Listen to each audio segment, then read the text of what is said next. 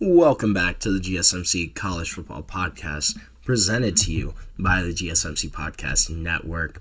Just touched a little bit about 2027 prospects, gave some comps to current college football players, and talked about who could potentially be kind of that next guy up. Right now, though, we're going to switch gears. We're going to talk a little bit about offensive line and kind of, is it declining right now? And so I kind of want to start with an anecdotal story. So let's go back to 2023-2024. Washington, the Huskies, really have a great year, pretty much run the gauntlet, get to the national championship against Michigan, against the Wolverines. Now they lose that national title, right? But one of the main reasons they got there in the first place was a wonderful, amazing offensive line. So once they lose, less than 48 hours after, it's pretty much open season on their roster. Primary targets were obvious. Their award-winning offensive line, regarded as the best in football throughout the 2023 season. Essentially, every scholarship offensive lineman on that team was contacted through intermediaries. It only got worse when it was kind of clear that Kalen DeBoer was in line to take over for Nick Saban at Alabama. Out of the 10 offensive linemen that were listed on the Washington depth chart for that national championship game only 2 seasons ago, 2 remain on the roster, and 8 of those 10 guys were sophomores or younger, so they still could have been on this Washington team. 2 remain on the roster. You look at tackles Troy Fatanu, Roger Rosengarten declared for the draft. Parker Brailsford followed Kalen DeBoer to Alabama. Julius Bulau, Nate Kalepo both transfer to Ole Miss. Jalen Clem stays for a year, but then leaves for Arizona State this offseason. So last year, new Washington head coach trotted out 3 transfers out of 5 spots to start along the offensive line.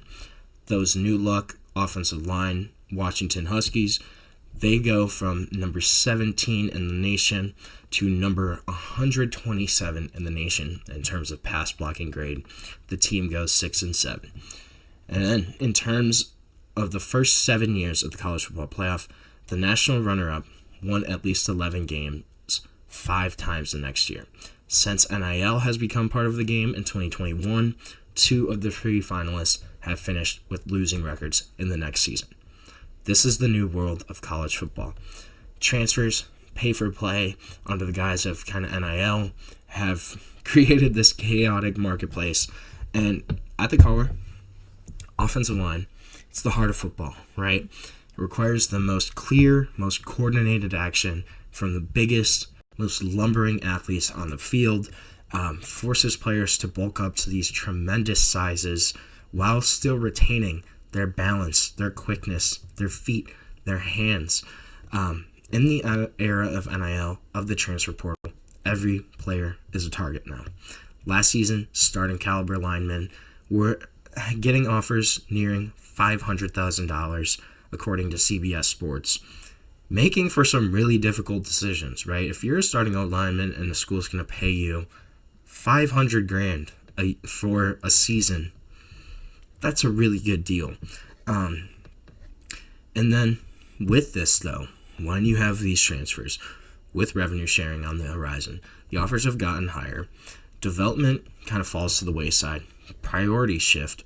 Even for the best coaches in the game, stocking a championship-level offensive line has never been more complicated.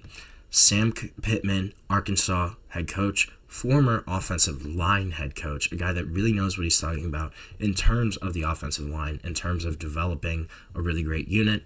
He said, wherever I've been, the development of offensive linemen is still the same, but the keeping of them is totally different. I've been surprised when guys come in here and they're going, Coach, I need X amount of dollars. I go, God dang, man, you played in 2 games. Sam Pittman's right.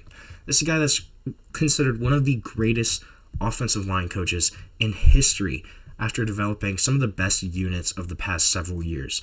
He was the offensive line coach at Georgia when they brought in a bunch of elite players into the program, including most of the starters that ultimately won back-to-back national championships.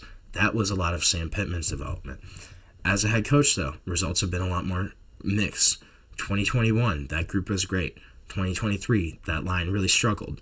Last year, Arkansas had a solid O-line, but that was under 4 transfers. And after that season, 2 of those transfers transferred out again, along with 3 other key depth pieces. Sam Pittman, he said, now it's kind of a deal where the cohesiveness of the group is just not the same.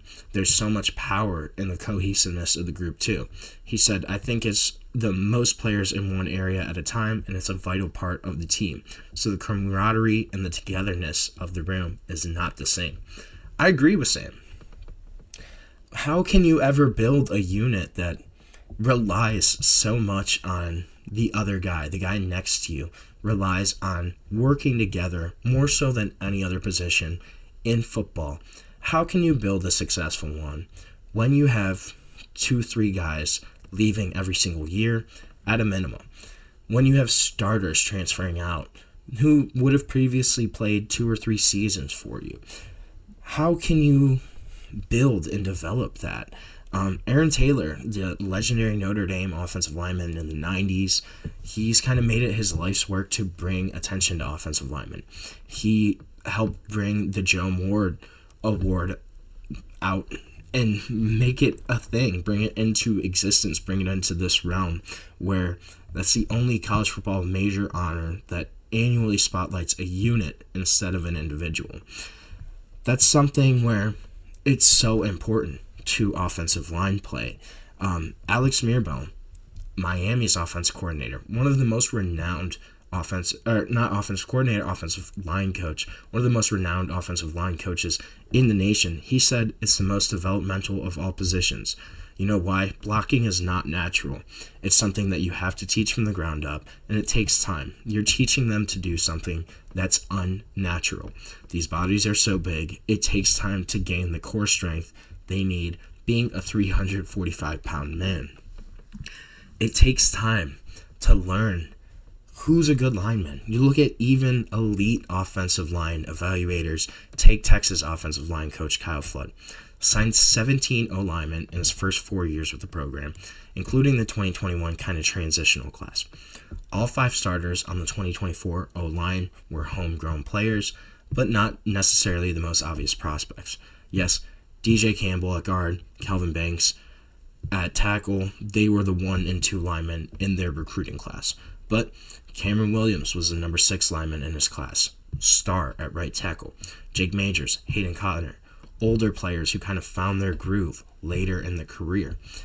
We're not seeing that anymore. We're not seeing a Jake Majors, a Hayden Connor, where they break through after 2 or 3 seasons of kind of waiting, learning, developing. We're not seeing that. Continuity, it's paramount. It's 5 guys working together as one. You don't really see it anywhere else in football. Yes, other units have to kind of work together, but not on the same level nearly as much as offensive linemen do. The results speak for itself. Out of 40 players to earn All-American honors from CBS Sports in each of the 4 post-NIL seasons, 36 of them were homegrown players. Of the 50 players to start on a Joe Moore Award semifinalist offensive line in 2024, 39 of those 50 players, almost 80%, were homegrown. 2 of the 3 finalists, Army and Texas, were completely built through high school recruiting. So part of it comes down to priority. Elite offensive line prospects obviously are well taken care of by their original schools, but leaving that depth too, that's something that we're missing. The quality here is just not enough. And this has been the case for elite programs. You kind of look at the days of Alabama, Georgia, kind of just hoarding the best players in America and then deploying generational line over generational line. That's simply over. The top groups are leaking talent, the rest are taking advantage. Last year, the gap between number 2 Georgia and number 11 Penn State in terms of talent composite was one of the smallest gaps between programs in those 2 respective slots in recent years.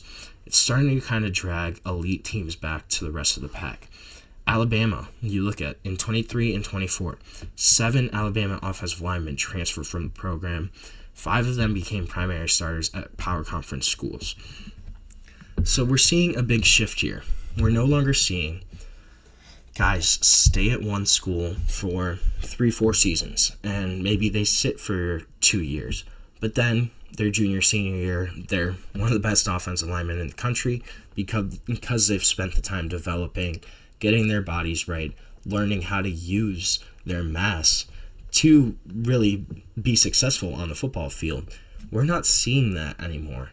It's much more turnover. It's much more hostile right now, where you have offensive linemen that can also kind of just ask for $750,000 a year, and it's not completely out of the realm.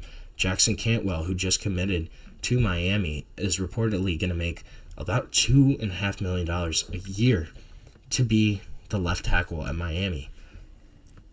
That's pretty incredible. That's amazing. But it's also kind of hurting continuity. It's hurting cohesiveness, kind of the things that make a successful offensive line unit. When you look at teams that traditionally have really good offensive lines, look at the Wisconsins, the Iowas, programs of that caliber, where every year it seems they have a really great offensive line. Those guys are homegrown players. They've been developing for 2 to 3 seasons there, and they've just kind of stepped into those roles when they're ready. I think we're seeing a lot of guys that are going when they're not ready. They're going, hey, we want this big payday right now. We're not playing at our original school. I want to go somewhere else. I want to get playing time, and I want to get a big check. And hey, I can't blame a kid for saying that, but it might hurt them down the long run. And I think we're kind of seeing that right now in college football, especially on the offensive line. We're just not seeing those same great cohesive units together anymore. Will that be a thing of the past? It's very possible, but there's always a potential for offensive line play to kind of bounce back down the road. So right now, we're going to take another quick break on the show.